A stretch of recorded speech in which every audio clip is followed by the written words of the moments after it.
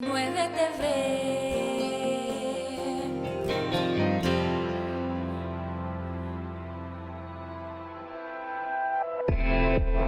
Hablemos.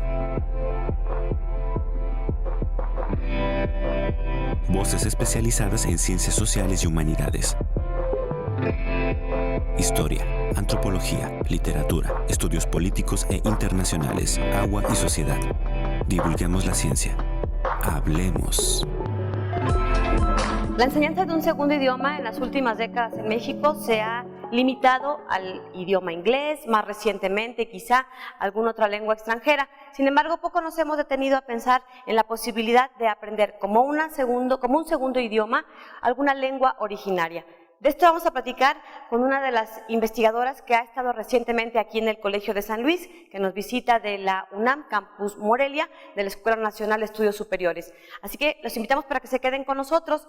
Es una experiencia interesante el compartir una visión desde esta perspectiva. Gracias por acompañarnos. Comenzamos. Bienvenidos.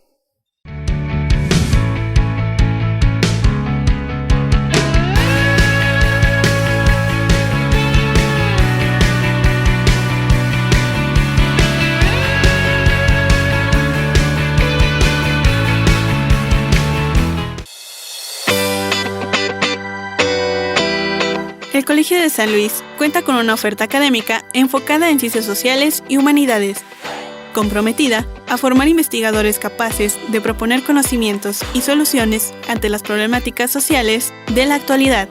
Todos los posgrados cuentan con registro y acreditación en el Programa Nacional de Posgrados de Calidad PNPC CONACYT. Actualmente se encuentran disponibles las convocatorias de Maestría en Historia.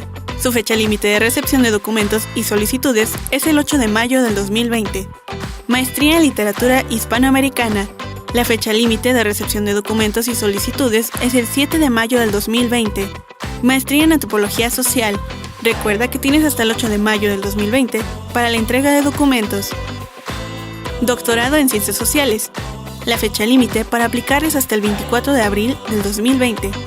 Todos los posgrados cuentan con posibilidad de movilidad a nivel nacional e internacional. Puedes consultar todos los detalles en nuestra página web www.colsan.edu.mx. Síguenos en redes sociales y no te pierdas de todas las actividades que tenemos para ti. El Colegio de San Luis, CONACYT.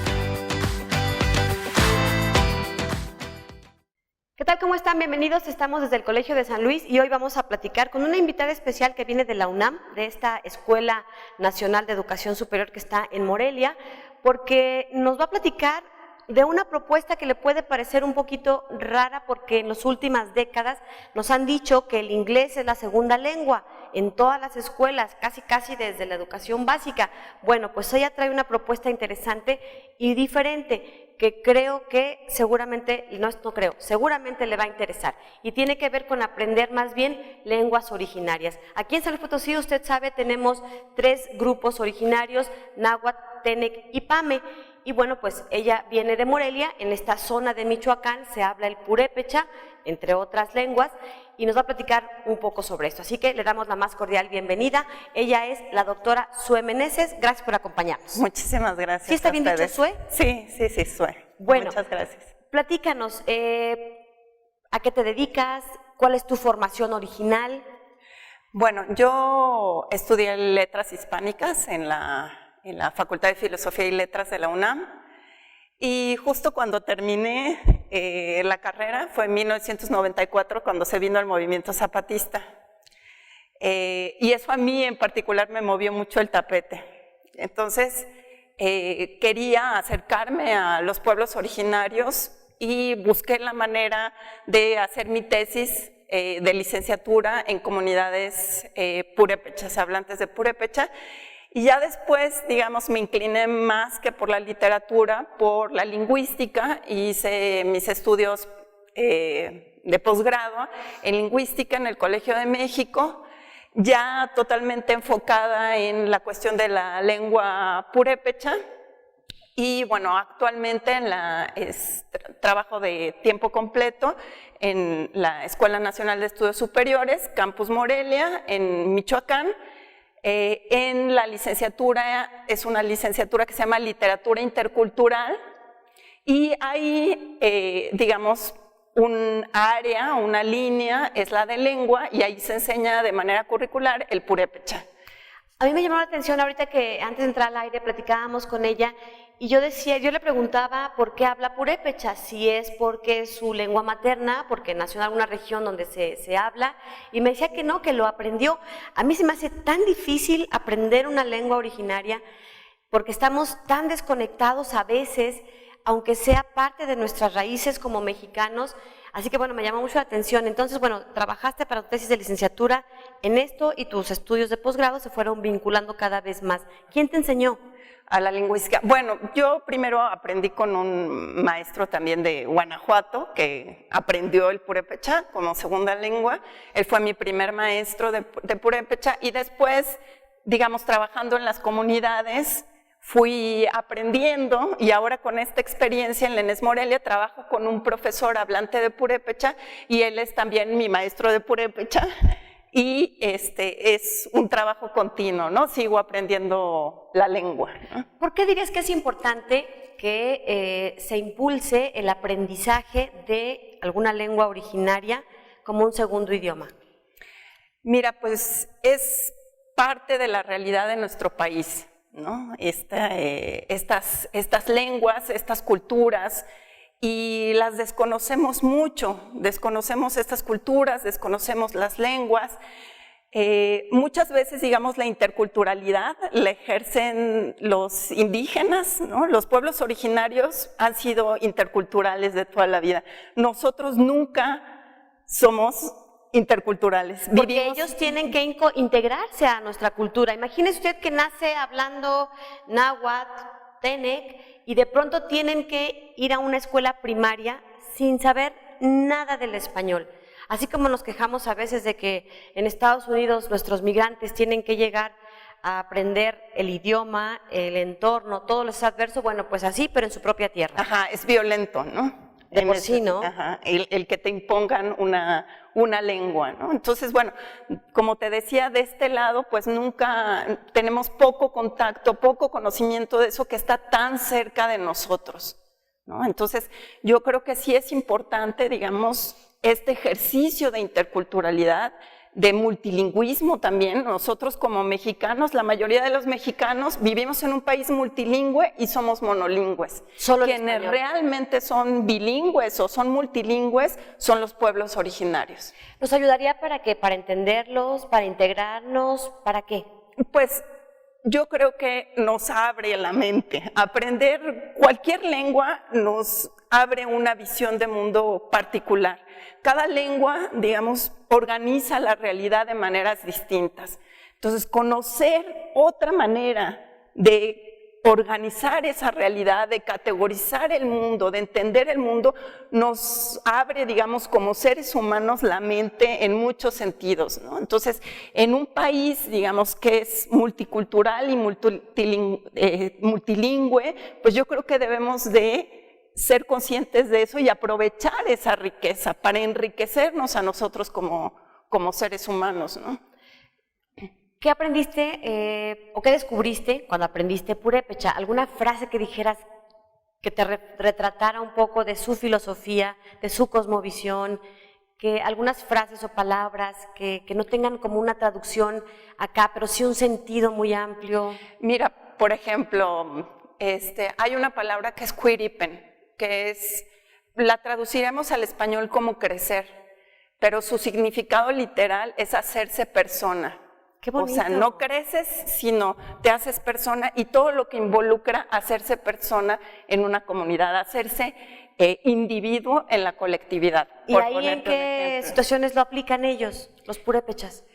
Pues es, digamos, este sentido de cómo se hace una persona, ¿no? Con su alma, con su vida social, ¿no? Entonces digamos, se traduciría como crecer, pero implica culturalmente muchísimo más que solo crecer, ¿no? ¿Tú has vivido por cuánto tiempo, por qué periodos en medio de estas comunidades purépechas y qué has aprendido de ellas? Pues he estado en trabajos de campo, 2 meses, 3 meses en estas comunidades y pues realmente es, digamos, una experiencia de cultura completamente distinta. A mí me sorprende que estando tan cerca, o sea, tú puedes estar en una comunidad purépecha de Morelia, que es donde vivo, a 40 minutos, ¿no? Y digamos, las relaciones sociales, esta cuestión, por ejemplo, de comunidad, de acompañamiento, de hacer las cosas juntos, ¿no? De que te invitan a una fiesta y es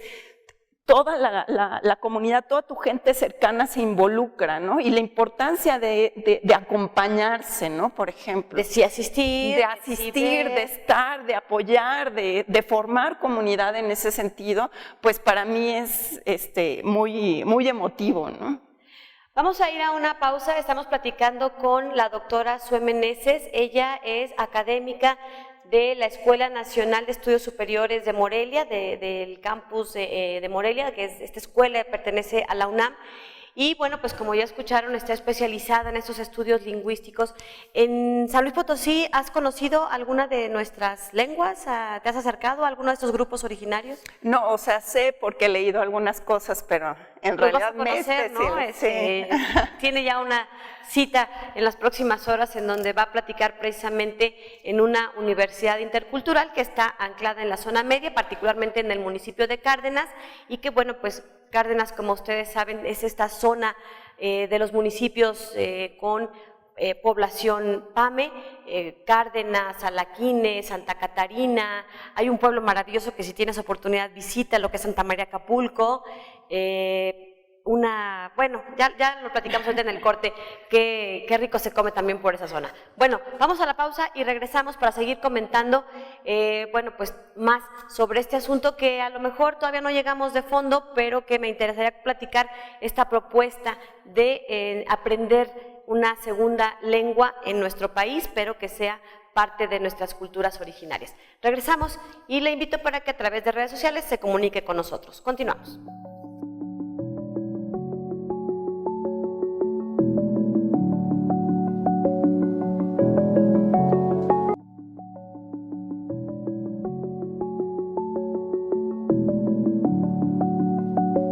Bien, estamos de regreso y continuamos desde el Colegio de San Luis. Estamos platicando con nuestra invitada, ella es la doctora Sue Meneses, quien es académica de la UNAM en el campus Morelia. Platícanos un poco de por qué esta propuesta, la propuesta que tú planteas es enseñar a nivel universitario alguna lengua originaria, particularmente el purépecha, como una segunda lengua. ¿Por qué a los universitarios? Bueno, esto responde al programa de la licenciatura en literatura intercultural, pero también, digamos, en el Centro de Idiomas de la ENES Morelia se da lengua purépecha también a estudiantes de ciencias ambientales, de sociales. Entonces, digamos, para estos estudiantes es importante, muy útil para realizar sus investigaciones, su trabajo de campo, teniendo herramientas comunicativas, claro, para entrar dentro de la comunidad, ¿no? No es lo mismo llegar en español y hacer una investigación en español que entender, ¿verdad?, lo que está sucediendo en la propia lengua. El hecho de que los estudiantes universitarios tengan como obligación, digamos, porque es parte del programa académico que estén cursando, ¿qué respuesta han tenido? ¿Cómo hay alguien que se haya interesado más allá de la obligación? Pues tenemos de todo. O sea, en la licenciatura tienen la opción de estudiar griego, latín, purépecha o náhuatl. Entonces, digamos, no es forzoso que tengan que estudiar, o sea, es forzoso entre esas 4 lenguas. Entonces, los alumnos que han llegado con nosotros realmente tienen un interés auténtico, ¿no? Muchos de ellos, te digo, otros han llegado por circunstancias diversas, pero sí hay un grupo importante, no son muchos tampoco, no son las multitudes de gentes interesadas en aprender estas lenguas, pero los estudiantes que hemos tenido, pues muy comprometidos con el aprendizaje, ¿no? Y con entender estas culturas y con entender la lengua, ¿no? En tu trabajo como lingüista, ¿has encontrado algunas lenguas ya en peligro de extinción, digamos, que por el número de hablantes estén a punto de perderse sin que se hayan, no sé, tomado como algunas medidas de precaución para conservar o preservar esta lengua? Bueno, hay, digamos, el INALI, el Instituto Nacional de Lenguas Indígenas, tiene una catalogación de las lenguas que están en peligro, en alto peligro, en peligro de extinción. Sí, se hace ahí un paralelismo con lo biológico, ¿no? Que tiene, digamos, sus particularidades. Entonces, tiene esta catalogación de lenguas en muy alto riesgo, etcétera. Y hay ciertas lenguas que pues tienen 20 hablantes, 30 hablantes, que realmente están en un peligro inmanente, ¿no? de desaparecer. Sin embargo, a veces esto es un poco engañoso, porque pensamos que lenguas como el purépecha, que no está en estos índices, o el náhuatl, que tiene muchos hablantes, no están en riesgo de desaparición, cuando en realidad, digamos, nosotros vemos comunidades que hace 20 años los niños hablaban la lengua y en una generación se ha perdido a nivel de comunidades, por ejemplo. Entonces, digamos, podemos hablar en términos macros de la pérdida de las lenguas, en términos del número de hablantes en general que tiene, pero la verdad es que por comunidad las lenguas están muy presionadas para dejarse de hablar y ser desplazadas por el español. ¿Cuáles son esas presiones a las que se ven sometidas las lenguas o los hablantes de lengua originaria? Pues fundamentalmente la discriminación, ¿no? Hacia sus lenguas, hacia las culturas, ¿no?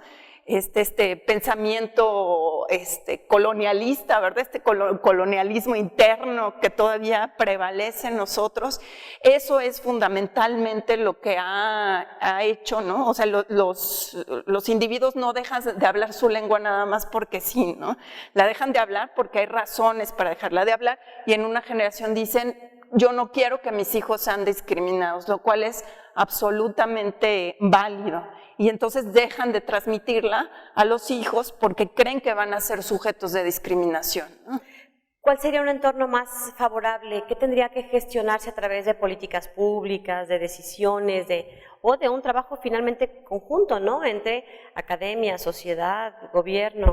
Pues en primer lugar que se cumplieran los derechos lingüísticos, ¿no? Es decir, de dar todos los servicios que ofrece el Estado deberían de darse en las lenguas originarias de las localidades, es decir, servicios de salud, aspectos que tienen que ver con lo jurídico, con los derechos, educación, comunicación, medios de comunicación, en fin, o sea, todos estos servicios deberían de darse en las lenguas de las regiones donde se hablan, y eso no se cumple, ¿no? Aquí en San Luis había un caso muy interesante de una radio indigenista que, bueno, era parte de un proyecto que se vivió durante varios años en todo el país, en donde varias radios comunitarias en ciertos municipios con población indígena estaban muy fortalecidos. ¿Sabes algo en Michoacán? ¿Cuál es el caso? ¿Cuál es la situación? ¿Hay algún ejercicio similar que se mantenga? Sí, pues en general en el país, o sea, las radios comunitarias pues se mantienen, han tenido varios embates, o sea, de leyes que tratan de bloquear, ¿no? estos esfuerzos, y la verdad de las tecnologías que hay en cuanto a información y todo esto, la radio es la que más éxito tiene en las comunidades, ¿no? Donde hay una verdadera difusión de la lengua, de la cultura, ¿no? Y que está arraigada en las poblaciones. O sea, es fundamental esta cuestión de las redes comunitarias, ¿no? Pero sí han tenido presiones fuertes para desaparecer. Es que yo creo que de las muchas cosas que tendríamos que aprender de nuestros pueblos originarios tiene que ver con esta vida comunitaria. Tienen una capacidad de organizarse de manera muy cercana, de ser muy solidarios, pero también tienen una capacidad para responder en las buenas y en las malas. En las buenas porque, bueno, en las fiestas y tiene que ir todo mundo, te ofrecen, te invitan, pero también en situaciones, por ejemplo, de desastre, ¿no? O de cuestiones de seguridad. En este sentido, ¿cuál dirías que es la importancia de mantenerse comunicados entre ellos como comunidad, pero también, digamos, hacia este exterior de quienes hablamos español?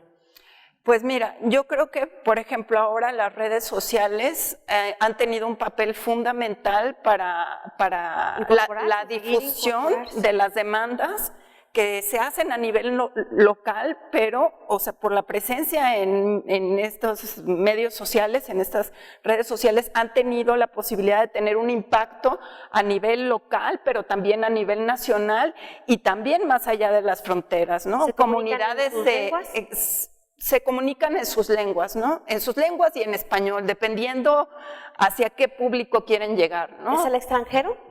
Por supuesto, o sea, estos medios han sido fundamentales, ¿no? Para la difusión de demandas, de cuestiones culturales, de educación en los migrantes, ¿no? Hay comunidades, por ejemplo, purépechas en Estados Unidos que están además como que cuando migran se fortalece mucho más la identidad y están muy metidos en la cuestión de recuperación de la lengua o de uso de la lengua, de conocer la cultura, y mandan dinero para hacer proyectos culturales y sus aportaciones para las cuestiones comunitarias, etcétera, ¿no? ¿En dónde están los purépechas en Estados Unidos, por ejemplo? ¿Qué casos pues que conoces en sea particular? Chicago, Carolina del Norte, ¿no? Son los que más tengo referencia, ¿no? ¿Y han trabajado, por ejemplo, ahí con ustedes en la UNAM o algo que hayan hecho en Morelia o en algunos municipios específicamente purépechas? Pues en particular no, sé que hay gente que está interesada, por ejemplo, en el trabajo que hemos hecho para aprendizaje de la lengua allá, ¿no? En California una maestra está tratando de impulsar cosas y está ahí en ciernes, digamos, pero sí hay ese interés, ¿no? Que luego se fortalecen mucho, ¿no? Lo que decías, gente que se va en una condición de mucha desventaja a Estados Unidos, pero que finalmente allá encuentran, pues les va bien, son gente muy trabajadora, y lejos de desprenderse o de olvidarse de su origen, al contrario, ¿no? Como que se afianzan más y patrocinan muchos proyectos que tienen que ver con este rescate. Sí, se hacen fiestas comunitarias allá, etcétera. Bueno, vamos a una pausa y regresamos para seguir platicando con nuestra invitada de hoy. Los dejo ahora con nuestra cápsula de episodios Colsan, que, bueno, pues retrata algo de lo más importante que se vivió aquí en el Colegio de San Luis. Continuamos.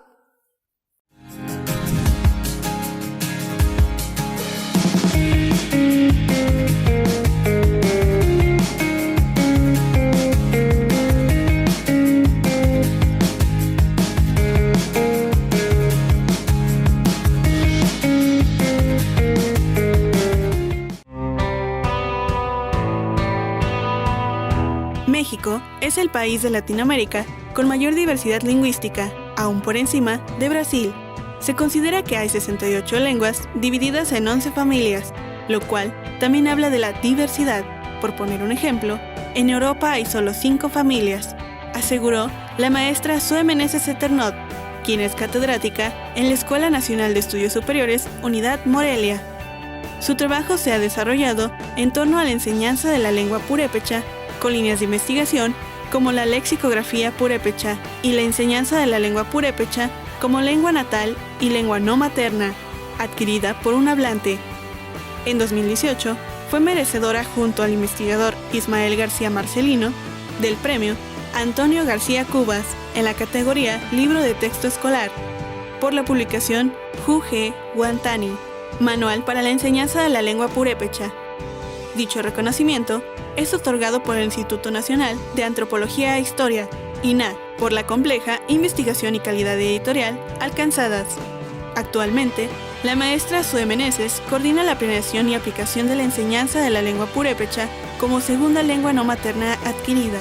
Con ello, espera que el término dialecto no sea usado de forma despectiva y tengan mayor visibilidad a nivel nacional e incluso internacional. El Colegio de San Luis, CONACYT.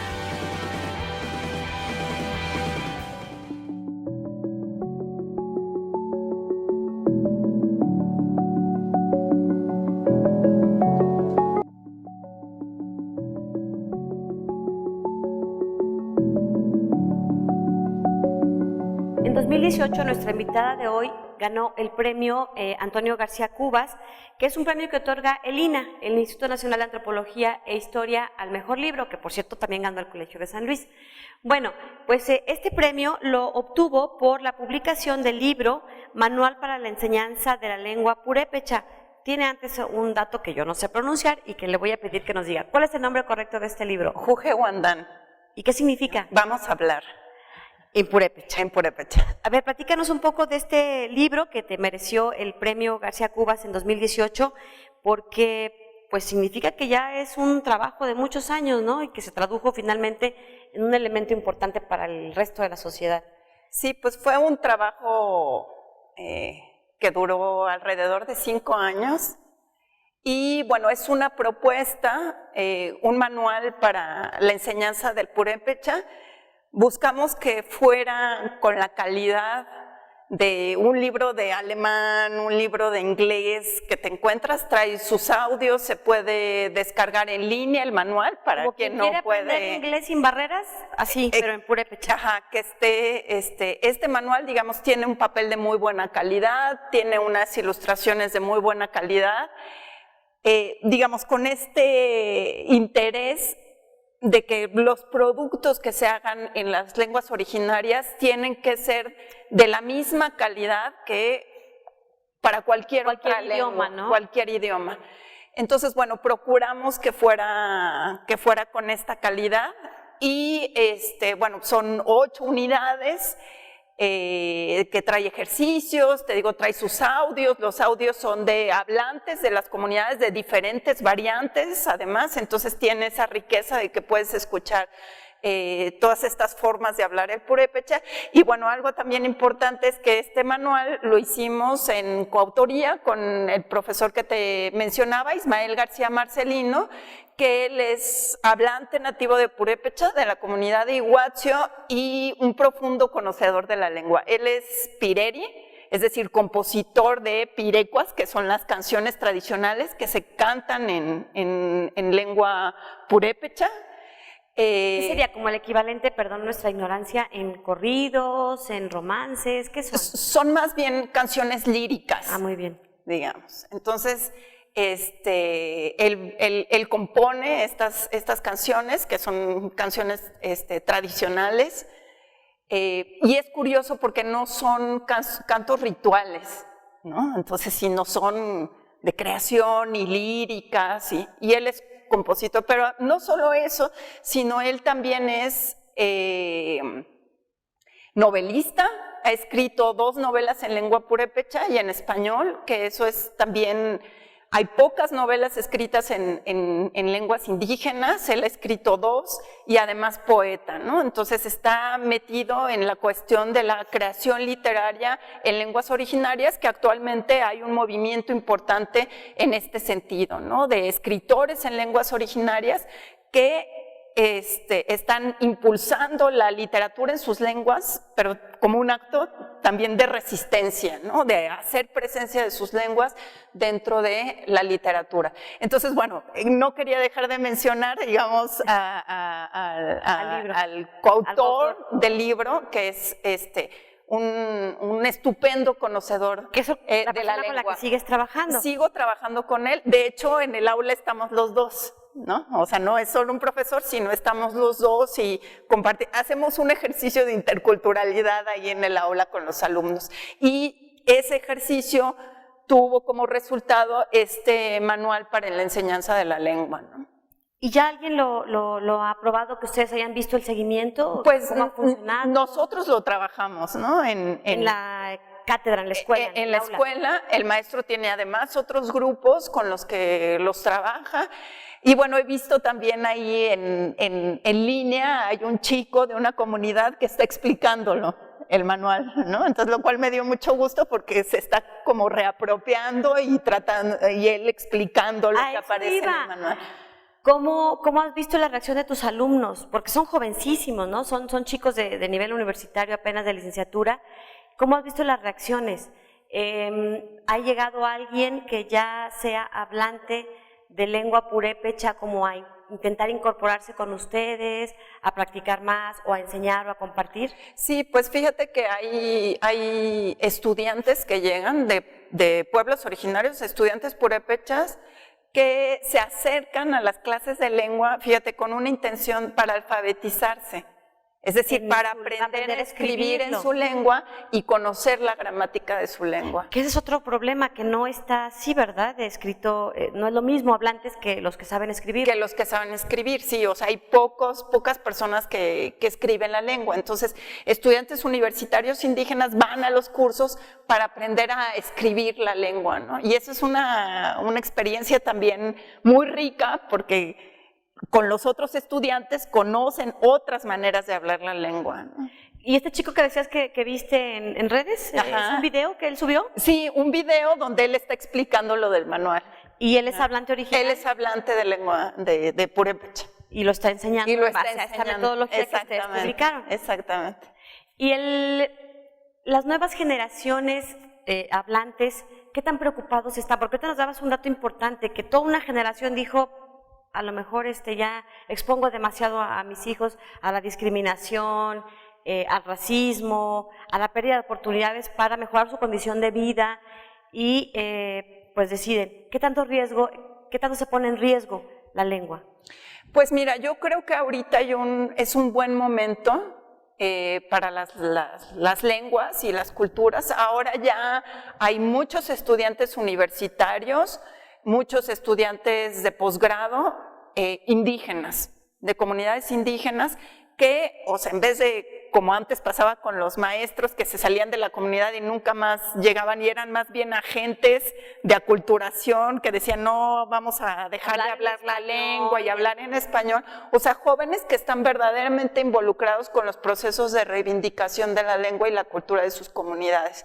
Entonces hay como toda esta ola de estudiantes de maestría, de doctorado, que están reflexionando desde la academia y desde sus propias comunidades. Entonces es un movimiento bastante interesante el que se está dando actualmente, ¿no? ¿Cuántos semestres se da? ¿En cuánto tiempo se aprende?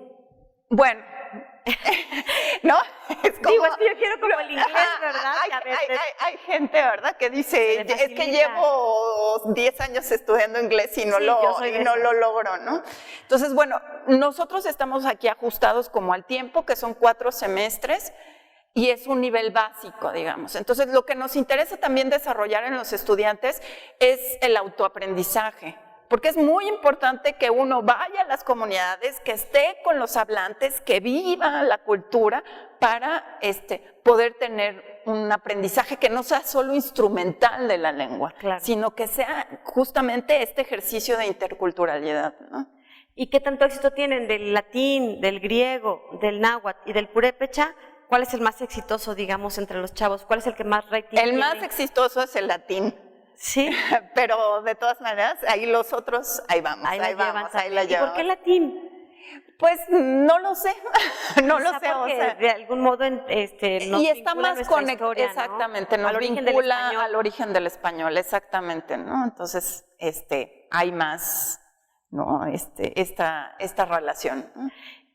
Creo que una de las partes importantes que mencionabas también hace rato tiene que ver en esta práctica de rescatar las lenguas originarias, tiene mucho que ver con la literatura, porque es una parte muy rica que muy poco conocemos los que estamos ahí ajenos a este tema. Pero bueno, eso lo preguntamos ahorita que regresemos en nuestro último bloque. Mientras los invito para que nos acompañen a esta cápsula que tenemos con ustedes. Cada semana les ofrecemos una novedad editorial y bueno, pues en esta ocasión también les presentamos nuestros book trailers que los pueden consultar en nuestras listas de reproducción de nuestro canal de YouTube y también compartimos cada miércoles, estrenamos un nuevo book trailer en Facebook, así que bueno, pues ahí los tienen. Y el catálogo completo de la oferta que tiene el Fondo Editorial Colsan está en nuestra página web también. Bueno, ahora sí nos damos al pausa y regresamos para seguir platicando y cerrar la conversación que hemos tenido el día de hoy con nuestra invitada, la doctora Zoe Meneses. Regresamos.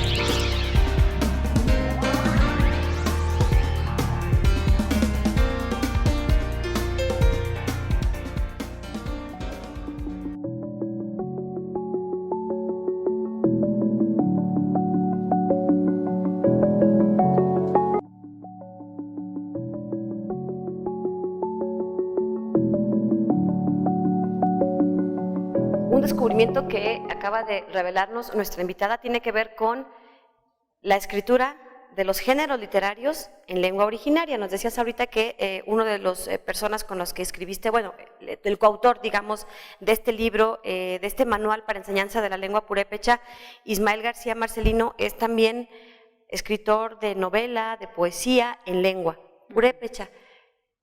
¿Qué tan común es esto, que se escriban estos géneros literarios y cómo se rescatan?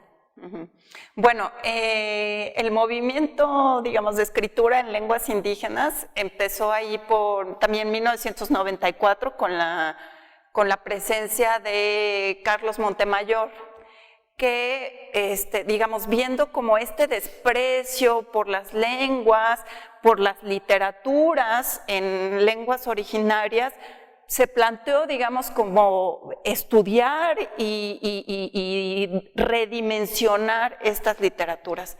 Entonces hizo talleres, escribió varios libros, hizo talleres en diferentes comunidades y bueno, a partir de ahí se generó un movimiento de escrituras en lenguas originarias. O sea, por un lado está la tradición oral, que es riquísima, que esa, digamos, tiene su propia dinámica, sus propios espacios de recreación dentro de las comunidades, pero además está todo este otro proceso que te digo que más o menos se hizo a partir de los 80, 90, que fue esta creación de esta literatura en lenguas originarias.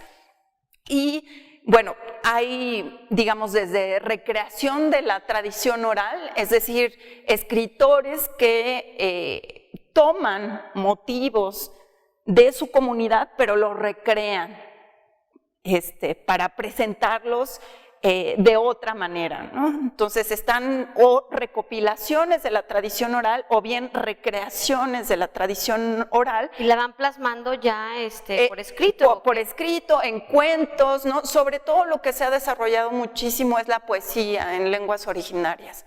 Entonces, estos poetas, estas poetas retoman, digamos, elementos de su cultura y escriben a partir también de sus preocupaciones personales, ¿no? Y de sus preocupaciones de lucha social y de sus preocupaciones dentro de la comunidad, ¿no?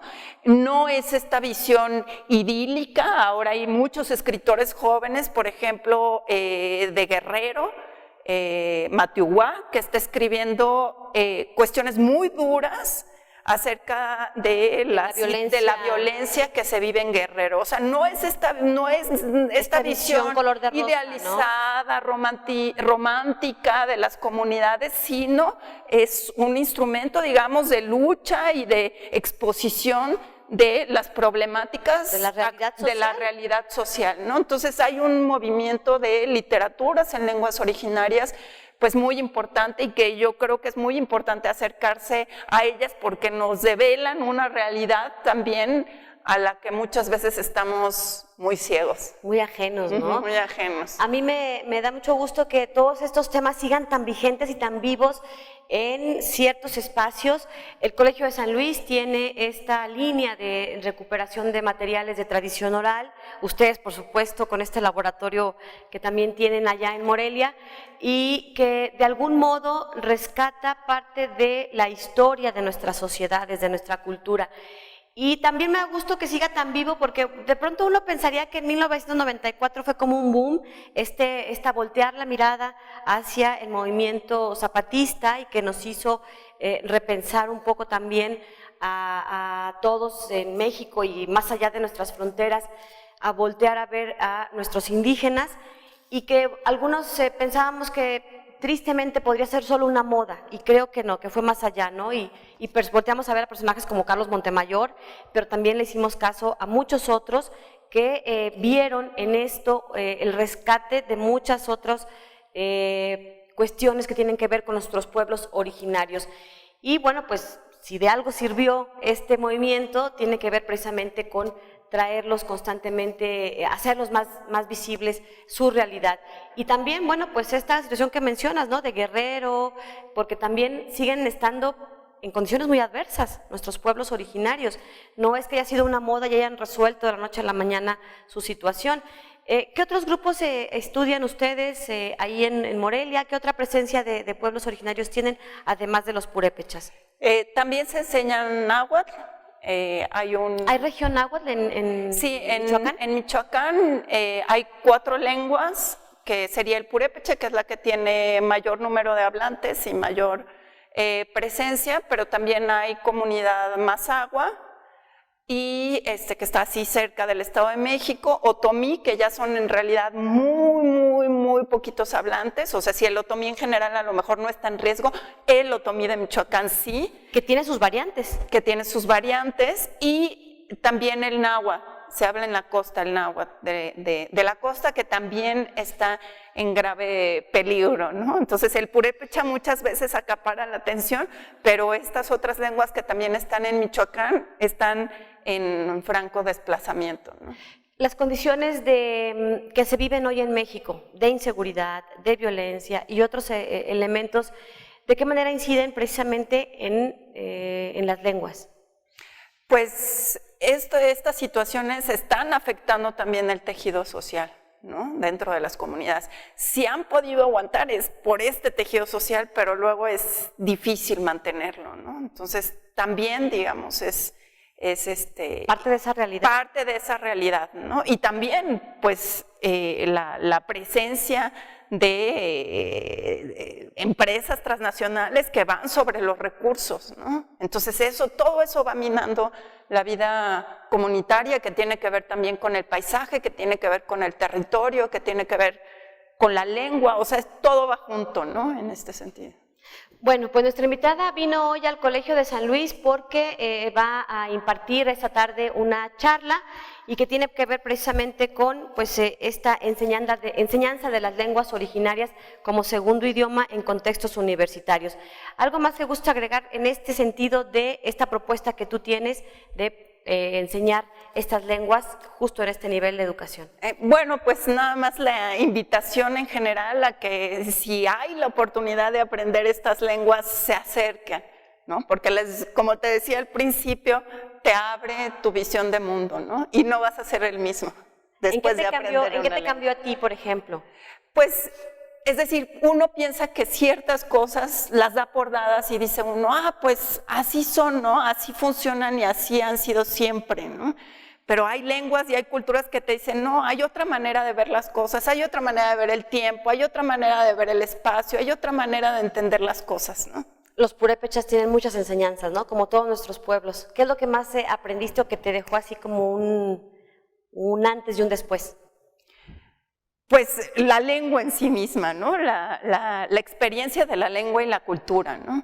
¿Recorres ahora como con una mirada diferente? La vida, o sea, no solo estas culturas, sino mi propia vida y mi manera de verlos a los demás, ¿no? De ver el mundo. ¿Qué es lo que más le has aprendido, por ejemplo, a este señor, quizás que es tu maestro, que escribió contigo el manual, al maestro Ismael García? No, pues para mí aparte de ser mi maestro de la lengua, es una persona, o sea, muy consciente de la situación de los pueblos originarios, que es cero romantización, cero folclorización de la cultura y te enfrenta a la realidad de los pueblos de una manera que a mí me ha movido mucho, ¿no? Muchas gracias por habernos acompañado. ¿Ya conoces el Colegio de San Luis?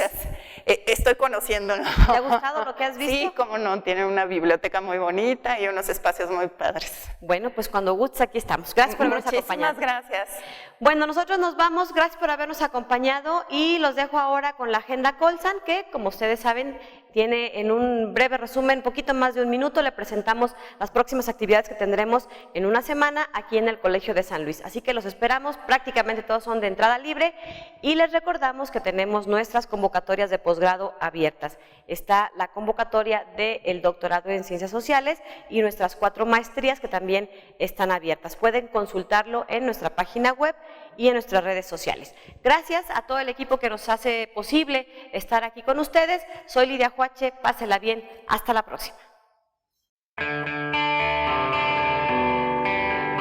El Colegio de San Luis te invita a las actividades académicas que se llevarán a cabo durante los próximos días. Del 13 al 31 de enero tendremos una venta especial en la librería del Colegio de San Luis con motivo del 23 aniversario de la institución. Aprovecha los descuentos de hasta el 70%, excepto novedades editoriales. El próximo jueves 16 de enero a las 19 horas se llevará a cabo la conferencia Nueva Lotería Mexicana, retrato hablado de la cultura mexicana contemporánea, a cargo del Dr. David Vázquez y la Dra. Claudia Carranza. Se realizará en el Museo Francisco Cosío. A partir del 22 de enero iniciarán los eventos para conmemorar el 23 aniversario de fundación del Colegio de San Luis. Consulta la agenda completa porque habrá conferencias, exposiciones y el coloquio de investigación sobre las ciencias sociales. Del 29 al 31 de enero se llevará a cabo el seminario de resultados de estancia académica de los alumnos de la maestría en Historia. Y te recordamos que están abiertas las convocatorias para cursar maestrías y doctorados en nuestra institución. Consulta los detalles de las convocatorias y otros eventos a través de nuestra página web www.colsan.edu.mx. Síguenos también en nuestras redes sociales. El Colegio de San Luis, CONACYT.